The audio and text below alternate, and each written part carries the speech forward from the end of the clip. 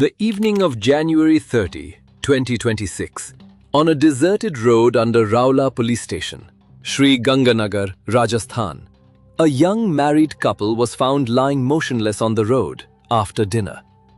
The wife told police the two of them had been out for a walk when an unknown car suddenly struck them, snatching her jewelry before speeding off. Her husband didn't survive. But there was one thing nobody could explain. If both of them had been hit by the very same car, why had the husband died, while the wife didn't have a single injury on her body? When the investigating team reviewed the medical findings alongside the evidence at the scene, they realized the injuries on the victim's body simply didn't match an ordinary road accident. The husband who died was Ashish. The wife who told the story about the unknown car was Anju. So what really happened on that deserted road that night in Sri Ganganagar? Ashish, 25, son of Ram Ratan, had completed his Bachelor of Science back home in Sri Ganganagar, Rajasthan. His family described him as gentle, a man who took his responsibilities as a husband seriously once he got married. Anju, also known as Anjali, 23, was from Sadul Shahar, about 225 kilometers from where Ashish lived. She had married Ashish around October 2025, just 3 months before the crime took place. To relatives and neighbors, this looked like the picture of a newly married couple starting life together. But behind it lay a gap, both physical and emotional, one Ashish himself could never have imagined would lead to tragedy, just months after the wedding. After the wedding, the distance between Anju's hometown and where Ashish lived made it hard for the young couple to spend much time close to each other. Anju also wasn't happy with married life, and not being able to meet the person she'd known before made her grow more and more restless. Anju repeatedly asked Ashish to let her go to Sri Ganganagar to pursue a master's program, citing her studies as the reason. But Ashish firmly refused, unwilling to let his wife move away from her husband's home. That refusal made Anju angry. She started calling an old acquaintance regularly, venting her frustration, all while looking for ways to meet him, under the pretext of visiting her parents' home. Nobody in Ashish's family could have guessed that those seemingly ordinary phone calls were quietly shaping a dangerous plan. The man Anju had been regularly in touch with was Sanjay, also known as Sanju, 25, living near Anju's parents' home in Sadul Shahar. The two of them had known each other before Anju married Ashish. About 16 days before the crime, Anju used visiting her parents as an excuse.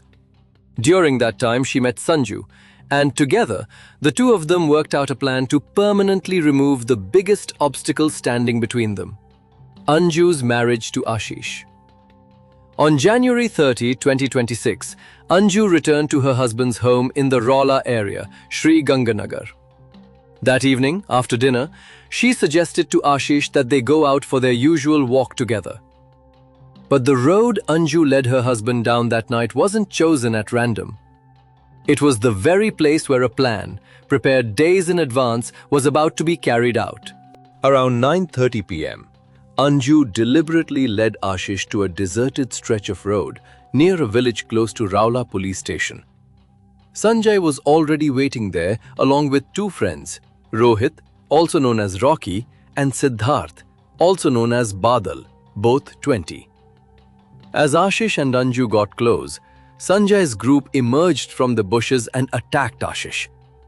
He tried to fight back, but was no match for a group that had come prepared. In the end, the group took Ashish's life right there at the scene. To stage the scene as a road accident combined with a robbery, Anju handed Ashish's mobile phone and her own earrings over to the group, who then quickly fled the scene. Once they'd left, Anju stayed behind, alone beside her husband's body, waiting for the right moment for her staged story to begin spreading. The person who discovered what had happened was Tola Ram, a neighbor of Ashish's family. Walking past the deserted road, he saw a young man and a woman lying motionless on the ground and immediately alerted Ashish's family. Relatives rushed to the scene and took both of them to the nearest government hospital. There, doctors confirmed Ashish had died, while Anju had no significant injuries on her body at all. The next day, Ashish's uncle Wazir Chand went to file a report with police, describing the incident as a road accident. Based on that report, police initially registered the case as an ordinary traffic accident. The person who discovered what had happened was Tola Ram, a neighbor of Ashish's family. Walking past the deserted road, he saw a young man and a woman lying motionless on the ground and immediately alerted Ashish's family. Relatives rushed to the scene and took both of them to the nearest government hospital. There, doctors confirmed Ashish had died, while Anju had no significant injuries on her body at all. The next day, Ashish's uncle Wazir Chand went to file a report with police, describing the incident as a road accident. Based on that report, police initially registered the case as an ordinary traffic accident. SP Sri Ganganagar, Dr. Amrita Duhan, took charge of the case that very night, January 30th, along with the investigating team. The team surveyed the scene and called in the Forensic Science Laboratory (FSL) team to assist with technical analysis. Even though the case had initially been registered as a road accident, the scene survey led investigators to start raising serious doubts about how accurate the story really was. Police thoroughly documented the scene, collected physical evidence, and arranged for Ashish's body to be sent for forensic examination to establish the true cause of his death. The post-mortem revealed that the injuries on Ashish's body simply didn't match a road accident at all. It was a clear sign Ashish had been deliberately killed, not struck by a vehicle, as the original account claimed. Combined with the fact that the scene showed no trace whatsoever of an actual vehicle collision, these findings became the crucial basis for police to officially shift the investigation from a road accident to a deliberate murder. The matter grew even more suspicious as investigators began noticing inconsistencies in Anju's statements each time she was questioned again, laying the groundwork for a much deeper investigation in the days that followed. Based on Anju's confession, along with the evidence gathered, Sri Ganganagar police arrested Sanjay along with Siddharth, the friend who had been directly involved in the crime. Right after that, police went on to track down Rohit in the Sadul Shahar area, Anju's hometown. During questioning, Rohit's health took a turn for the worse, forcing police to take him to hospital for treatment. Once he'd stabilized, police brought him back in to complete the questioning process. All four suspects, Anju, Sanjay, Rohit and Siddharth, were now under arrest. SP Amrita Duhan confirmed to the press that this was a deliberately planned murder, not a road accident, as had originally been reported.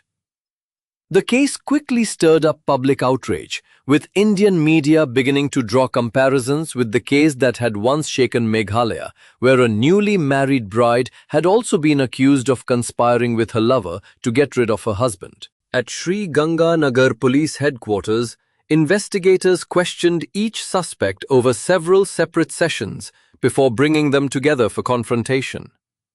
Anju admitted to planning, together with Sanjay, to get rid of her husband, driven by her dissatisfaction with the marriage and her wish to be closer to Sanjay. She also confirmed handing over her phone and jewelry to the group to stage the scene as a robbery. Sanjay confessed to lying in wait, along with his two friends, at the deserted road, exactly as planned with Anju beforehand. He also confirmed the roles Rohit and Siddharth had played, directly taking part in the attack. All four suspects' statements matched on the sequence of events and lined up with both the forensic findings and the digital evidence police had already gathered.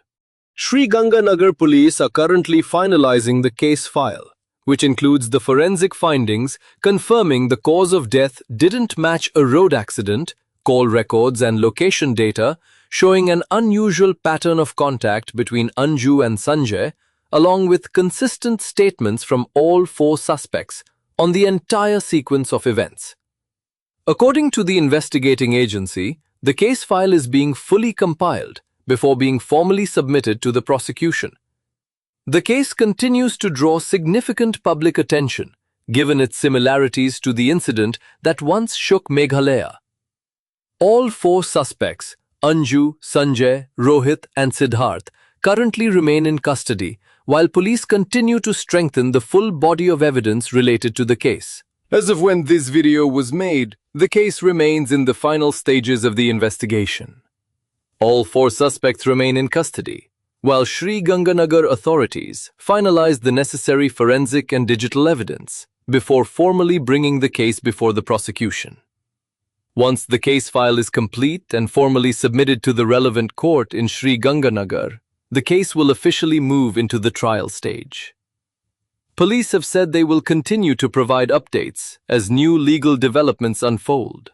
Ashish's case is a heartbreaking story of trust betrayed just months after the wedding. He had trusted his newly married wife so completely that he never once suspected anything when she suggested they go for their usual evening walk that fateful night. That very trust ended up being the path that led to his death. What signs in the early stages of a marriage do you think should be taken as warnings worth paying closer attention to, especially when one partner keeps trying to pull away from life together? Share your thoughts in the comments below. Ashish's family in Sri Ganganagar are now facing an unbearable loss, just months after celebrating their son's wedding, with all the hope in the world for a happy future ahead.